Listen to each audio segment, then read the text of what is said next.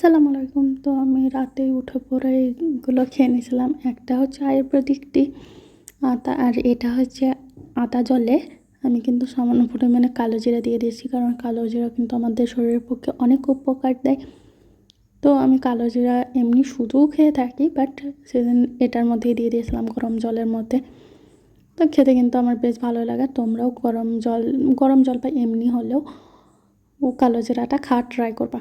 আর এই যে ফলটা নিয়ে এসেছিলো, এটার নাম কি বলেছে আমি জানি না, বাট এটা আমি ফার্স্ট টাইমে খেলাম। আর এটা যে কীভাবে খায় আমি সেটাও জানতাম না, বাট আব্বু যেভাবে বলেছিলো সেইভাবেই করেছিলাম। আর আব্বু বলছিলো এই ফলটা নাকি খুব মিষ্টি হয়, বাট এটা কার্বোহাইড্রেট দিয়ে পাকানো, তো একদমই কোনো টেস্ট ছিল না। তো আমরা তো সেভাবে কোনো টেস্ট পাইনি। আর ওটা আমি ফার্স্ট টাইমই খেলাম। আর এটা বড়মা বানিয়ে দিয়েছিলো হচ্ছে ক্ষীর। তো আমার দিদির কল এসেছিলো, তো আমি সেই টাইমে একটু অফ রেখে দিয়েছিলাম। তো আমি ক্ষীরটা খাচ্ছিলাম, আর ক্ষীরটা বেশ ভালো হয়েছিলো। একটু শক্ত হয়েছিলো, মানে আর একটু হলে পরে পারফেক্ট হতো, বাট খেতে কিন্তু বেশ মজাই হয়েছিলো।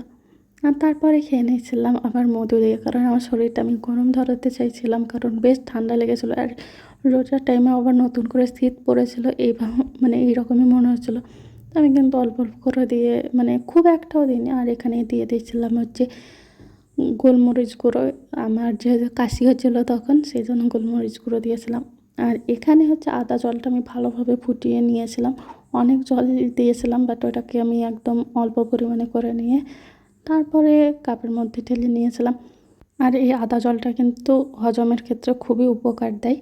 তারপর এসার টাইমে একটু কোরআন শরীফ পড়ছিলাম। সূর্য হেলে পড়ার পর হতে রাতের ঘন অন্ধকার পর্যন্ত নামাজ পড়বে এবং পড়বে ফজরের নামাজ। নিশ্চয়ই ফজরের নামাজ ফেরেশতাদের উপস্থিতির সময়। মানে এই লাইনগুলো আমার খুবই ভালো লাগলো। আর কোরআন শরীফ মানে পুরোটাই তো খুবই মানে ভালো। তোমরা সব লাইন বাই লাইন অনেক শিক্ষা পাওয়া যায়।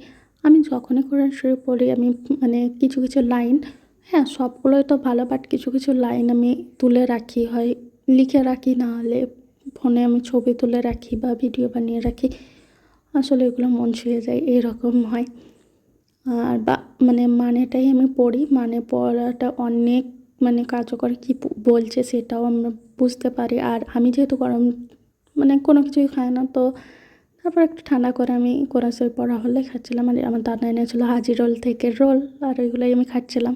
সরি, আমরা দুজনে খাচ্ছিলাম, একটা আমি আর একটা ওই